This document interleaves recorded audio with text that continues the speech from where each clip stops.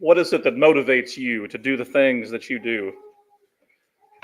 What motivates you to be patient and kind and good towards other people? What motivates you to do good to anyone? What about saying anything to someone about Jesus or anything of a spiritual nature? What motivates you to do that? Well, for some people, they might say, well, that's just who I am. I want to help others. I want to do good. I want to do what's right. Some people might say, well, I'm not motivated at all. I don't want to do anything like that. Or some people might just be, if people do good to me, then I'm going to do good for other people. Of course, asking those questions takes it home, but think about Jesus. What motivated Jesus to save the lost? What motivated him to do all the things that he did? The fact of the matter is, he loved us, and that was his motivation. The Apostle Paul certainly understood that and used that as an example of love in Ephesians chapter 5 and verse 2, when he says, walk in love, just as Christ also loved us and gave himself up for us, an offering and a sacrifice to God as a fragrant aroma. So walk in love. Why? Because you just need to walk in love? Well, no, that's what Christ did. That's the way Christ loved us. He gave himself for us. And that love also resulted in something else, compassion, which you probably guessed is what we're going to talk about tonight. But we see that with Jesus, the kind of compassion that he had. In our text tonight that Ethan read a little bit ago in Matthew chapter 9, Matthew tells us about Jesus going through all the cities and the villages, teaching in the synagogues, proclaiming the kingdom, or the gospel of the kingdom. And he goes through and he's healing all sorts of various diseases and sicknesses. And it says that he felt compassion for them. What is compassion? Well, literally it means to suffer together. And that's interesting to kind of think about, having compassion and that focus that's there. You know, when you are confronted with somebody else's suffering, what are you motivated to do? You're motivated, if you're compassionate, to do something about that, to try at least to relieve some of that suffering. You want to help in that particular situation.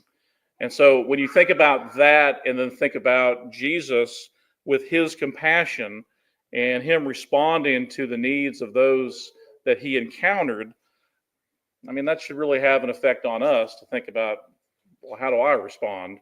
How do I feel about other people when they're going through difficult times? It should motivate us and move us to compassion as his disciples. So if we're going to be more like Jesus, that's something we have to work on as well. So tonight we're going to look a little bit more in depth at that. Think about the connection that God has to compassion. Think about the connection of Jesus. And then, of course, how can we develop some of that ourselves? There we go. So think about the compassion of God. When we think about God, I don't know if compassion is something that comes to your mind or not. Maybe it will now, but the Bible certainly talks about that. It's really at the core of who he is, at the core of his eternal goodness. Psalm chapter 103 and verse 8, David said, "The Lord is compassionate and gracious, slow to anger, and abounding in loving kindness." And God's compassion is talked about in terms of being like a father for his children. In fact, in the same Psalm 103, verses 13 and 14, David writes, "Just as a father has compassion on his children, so the Lord has compassion on those who fear him. For he himself knows our frame. He's mindful that we are but dust." Yeah, who would know more about our composition or what makes up who we are than God, right? He knows exactly how we are and knows everything about us. So just as a father has compassion on his children, that's the kind of compassion that God has for us. On Mount Sinai, whenever the Lord is giving Moses the commandments, this would be the second round of commandments in chapter 34. One of the things that's specified there in verse 6 is that the Lord God is compassionate and gracious, slow to anger, and abounding in loving kindness and truth. If you've been following our Bible readings so far this year, it kind of comes out again and thinking about the second giving of the commandments as the Israelites broke the covenant, and then God has to reestablish the covenant and give them the Ten Commandments over again because the first set was broken. But it just highlights again, the Lord is compassionate and he is gracious through all of that. And several more times in the Old Testament, that similar phrase is repeated that we've been talking about here. Numbers chapter 14, Deuteronomy chapter 4, Nehemiah a few different times in the Psalms, and then Joel chapter 2 and verse 13 as well. So maybe we don't normally think about God being compassionate, but it's mentioned numerous times there in the Old Testament. So for you and I, we are very privileged that we have a God who suffers with us, that is compassionate towards us, that knows about what makes us up and knows all about us as he is our creator. But it doesn't stop, of course, with the Father. It is also seen in the Son. And that's what we usually think of more with compassion. But just as was talked about some in our class this morning, you know, when you see Jesus, you're seeing the Father. You know, Jesus came to do the Father's will, and so it's no surprise that we see this with Jesus. But certainly there's so many cases of this that's talked about in the Scriptures. Jesus had compassion on those who were lost. In Matthew chapter 14, the 5,000 at Bethsaida, it says in verse 14, when he went ashore, he saw a large crowd, and he felt compassion for them and healed their sick. In chapter 15 of Matthew, the 4,000 there that are by the Sea of Galilee, chapter 15 and verse 32, Jesus called to his disciples, and he said, I feel compassion for the people, because they have remained with me now 3 days and have nothing to eat, and I do not want to send them away hungry, for they might faint on the way. So we see his compassion again. All these people have been following him. He's been teaching them, and he feels this compassion for them as he's been teaching, they've been following. In Mark chapter 1, Jesus has a leper that comes up to him, and he says, if you are willing, you can make me clean. And Jesus said, or it says of Jesus, he was moved with compassion, and Jesus stretched out his hand and touched him and said, I am willing, be cleansed. Immediately the leprosy left him, and he was cleansed. Jesus didn't have to do that, right? He didn't have to, but he did. He felt compassion. The man the Gerasene man in Mark chapter 5, the one Luke talked about this again. Luke, sorry, we got a lot of overlap today. But he had this possession of demons. Legion was how he was identified, being tormented night and day by this host of demons. And we find when the demons are finally cast out and the man is back to normal state of mind, the man really wants to go with Jesus, and he really wants to accompany Jesus as he's getting ready to depart.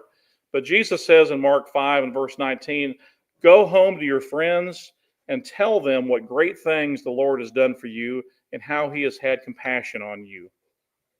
Just so many passages that talk about that. The widow of Nain, who had lost her only son in Luke chapter 7, the Lord saw her, he felt compassion for her, and he said, do not weep.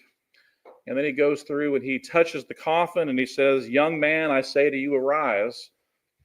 And the man sits up and starts speaking. Matthew chapter 20, 2 blind men on the road outside of Jericho, begging Jesus to have mercy on them. Jesus is moved with compassion, touched their eyes, and immediately they regain their sight and follow him. A lot of passages that talk about the compassion of Jesus. Studying for this lesson, of course, I knew there was some passages there, but there's several several passages that talk about Jesus and the compassion that he has for the people. What did Jesus see when he looked at these people? Well, he saw people who were distressed and dispirited, like sheep without a shepherd, Matthew 9 and verse 36 talks about. He saw people who were suffering, people that didn't have the things they needed physically, people who were suffering from diseases and sicknesses and even demon possession, as we've seen. But his compassion was a lot deeper than just the physical. It wasn't just about the physical. Even all of these times we're talking about, there's usually more associated with that. When he's feeding the 4,000 or the 5,000, he's been doing a lot of teaching, and he has compassion for them because they're with him listening.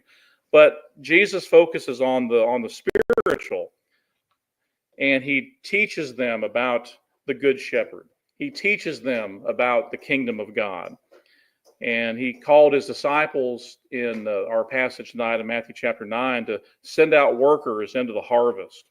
He sent out laborers into the vineyard. And so we can see that not only is God one who is of great compassion, but also Jesus. Jesus came and demonstrated that compassion with the life that he lived, demonstrated that compassion in the things that he went about doing on this earth.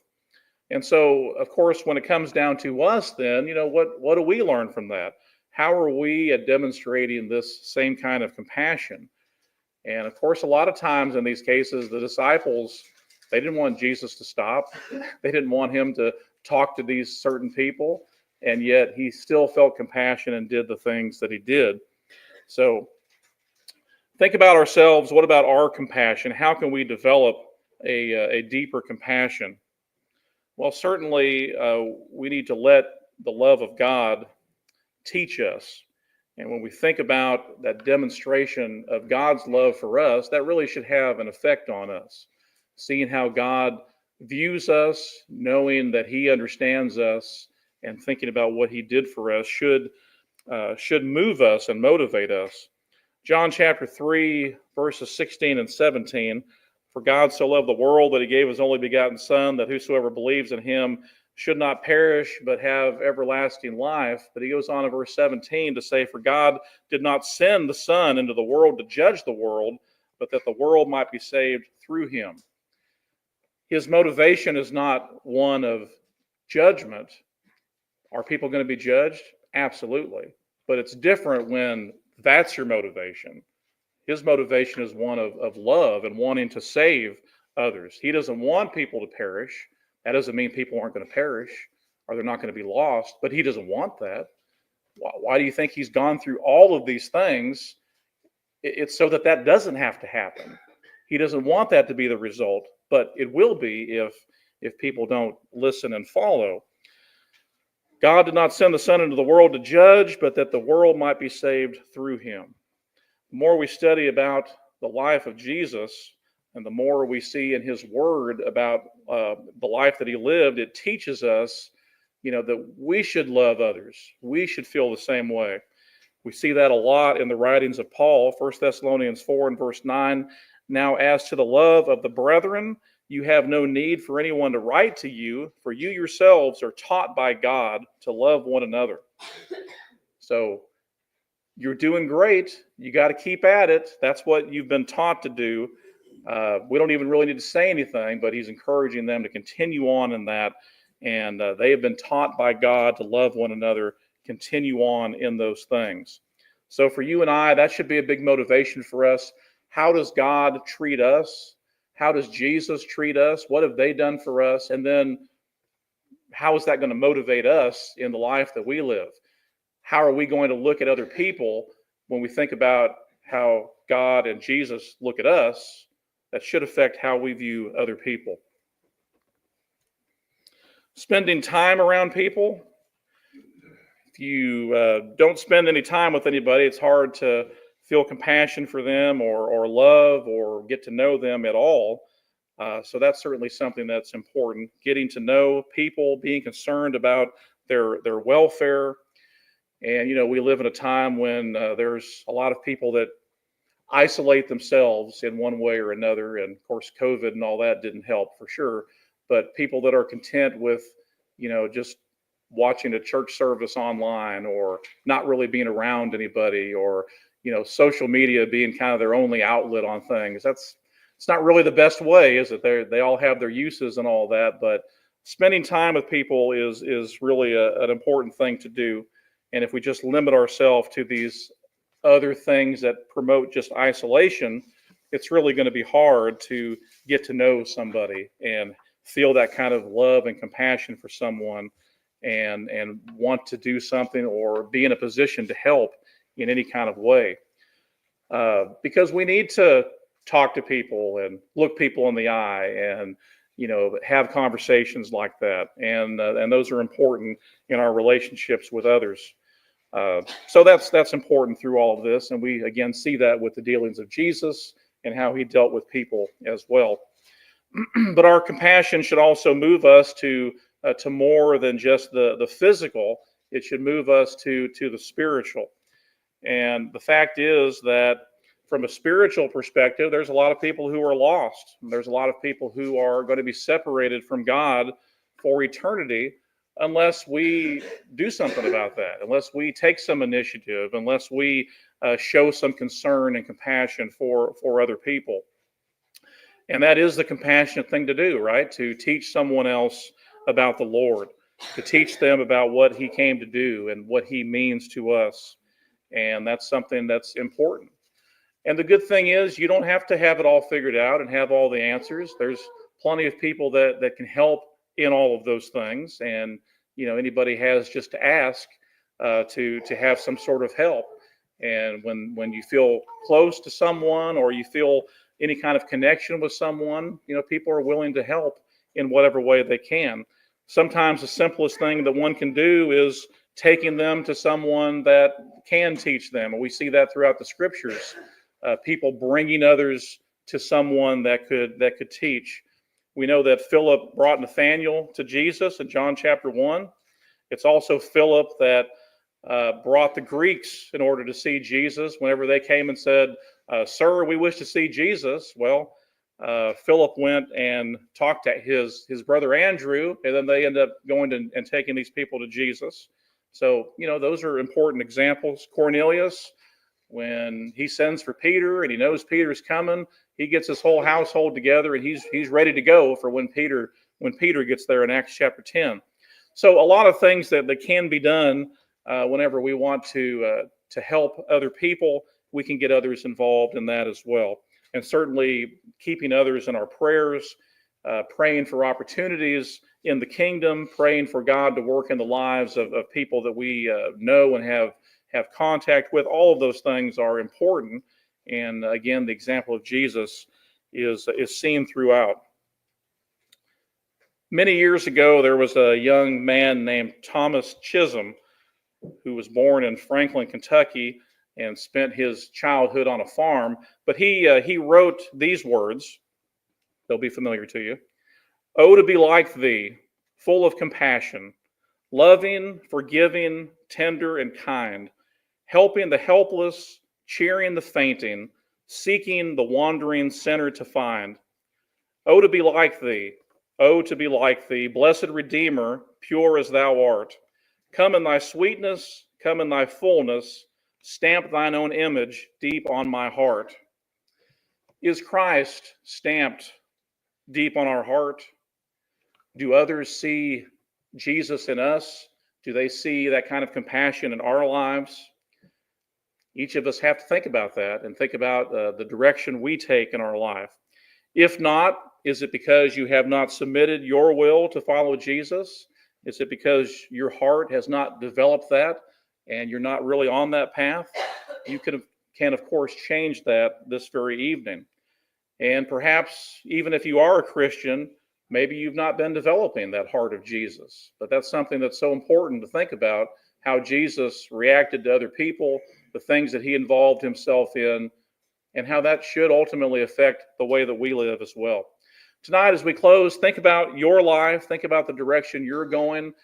I don't know personally how you can think about God and his love for us and what he did and think about Jesus and his love for us and what he did, and not then think about, well, how does that change me? Because it's got to change us. Otherwise, it's not having any kind of effect at all. But tonight, if we can help in any way, we'd like to do that. If you let it be known by coming forward, it's going to stand and sing. Have you been